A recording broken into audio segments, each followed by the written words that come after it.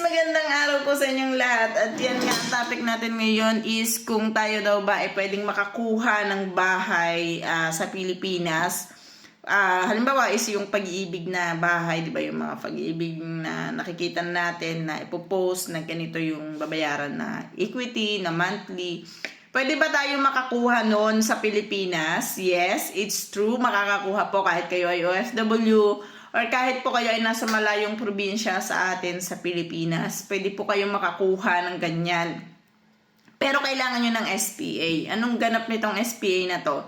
Special Power of Attorney, for example, is may uutusan ka sa atin sa Pilipinas or may uutusan ka na malapit doon sa property na gusto mong kunin. So, ito yung mga trusted na people na pwede mong mautusan. Bibigyan mo sila ng Special Power of Attorney, kukuha ka. Kung ikaw ay nasa ibang bansa, magpapakonsulate ka, tama ba? Consulate. Pupunta ka sa consulate, tapos doon ka magpapapirma ng Special Power of Attorney. Ipapadala mo doon sa trusted person mo sa Pilipinas. So, yan po yung gumagana kapag OFW at kukuha ka ng bahay from dito sa ibang bansa. Habang nasa ibang bansa ka, gusto mong kumuha ng bahay, pero hindi mo alam kung paano ka makakuha ng bahay, ganyan po yung gagawin nyo. So, ang unang-una yung gagawin, ang first step, maghahanap muna kayo syempre ng bahay na gusto nyo. Now, kung nakahanap na kayo ng bahay, maghanap kayo ng tao na nag-agent or broker doon sa bahay na gusto nyo. And then the third one is hanap kayo ng trusted person nyo na pwede nyong padalhan ng SPA. So, yan yung mga first step na gagawin nyo. Siyempre, tatanungin kayo doon kung willing ba kayo magbigay ng reservation fee. So, ang una, siyempre, paghanap nyo ng broker or ng agent doon sa bahay na yun, for example, nakapaghanap na kayo ng bahay, and then meron na kayong broker or agent na nagmamanage doon sa bahay na nakita nyo,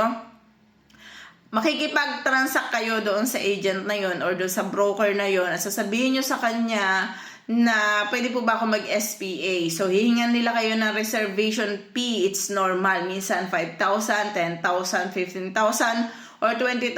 Reservation fee is non-refundable. So, ibig sabihin, transferable but non-refundable. Kapag kayo ay nagpa-reserve na ng bahay sa kanila, ibig sabihin po niyan, hindi nyo siya pwedeng mabawi na if ever magbago ang inyong isip. Pero, kung gusto nyo mag-swap into, for example, ito yung bahay na nakita nyo, pero meron silang ibang bahay na existing din na pinapaanuhan din nila, yung pinapabayaran din nila, pinagbibili din nila, pwede nyo po siyang i-transfer into other kind of house, pero same dapat kayo ng developer. So, yun yun. Now, if ever nakapagbayad ka ng reservation fee, tatanungin ka niya, nasa ibang bansa ka, something like that, sabihin nyo yung totoo. Nasa ibang bansa kayo, so hihingan po kayo ng special power of attorney. Pagpapa-special power of attorney, ang gagawin nyo kung nasa ibang bansa kayo, pupunta po kayo sa consulate ng Pilipinas sa bansa kung nasa saan kayo. For example, ako nasa Czech Republic ako ngayon, pupunta ako sa consulate ng Pilipinas dito, and then doon ako hihingi or magdadala ng special power of attorney ko. Sa special power of attorney, humingi kayo sa agent nyo ng copy kung paano kayo makakapagbigay ng special power of attorney. So, hingi kayo sa kanila ng copy kung wala kayong makita. Okay, so yun lang, and thank you. Sana may natutunan kayo sa napakaikling topic natin. Have a nice day.